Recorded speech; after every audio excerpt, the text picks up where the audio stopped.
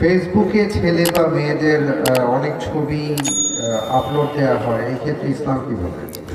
ছেলেদের ছবি তো আইডেন্টিটির জন্য দেওয়া যেতে পারে, যেহেতু প্রিন্ট হওয়ার আগ পর্যন্ত অনেক আমাদের মতে ছবি তোলা জায়েজ আছে, প্রয়োজনের ভিত্তিতে একটা প্রয়োজন, আইডেন্টিটির প্রয়োজন, পরিচিতির প্রয়োজন। কিন্তু মা বোনরা প্রোফাইল পিকচার হিসাবেও নিজেদের ছবি সেট করা জায়েজ নাই, কারণ ফেসবুক এখনও বাধ্যতামূলক করে নাই আপনাকে যে আপনার প্রোফাইল পিকচার দিতে হবে বা ফেসবুকে যেতে হবে, এমন কোনো ফরজ ওয়াজিব না।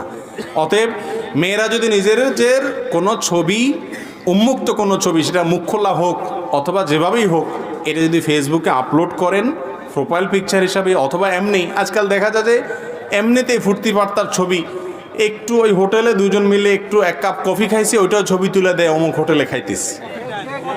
মানুষ এমন বেহায়া হয়েছে আজকাল যে আপনি যেভাবে কফির ছবি তুলে দিতেছেন, মনে হয় যে কফি আপনার 14 গোষ্ঠী চোখে দেখে নেই। কারণ যে সকাল বিকাল খায় সে তো এটা ছবি দেওয়ার কথা না ফেসবুকে।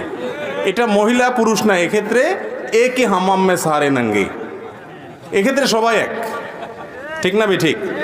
তো এই জন্য এই কাজগুলো করা যাবে না। বিশেষ করে মা বোনরা অনেক দায়িত্বশীল হতে হবে। আর ছেলেরাও অযথা সেলফি, আপনার ওই হোটেলে খাওয়া ছবি,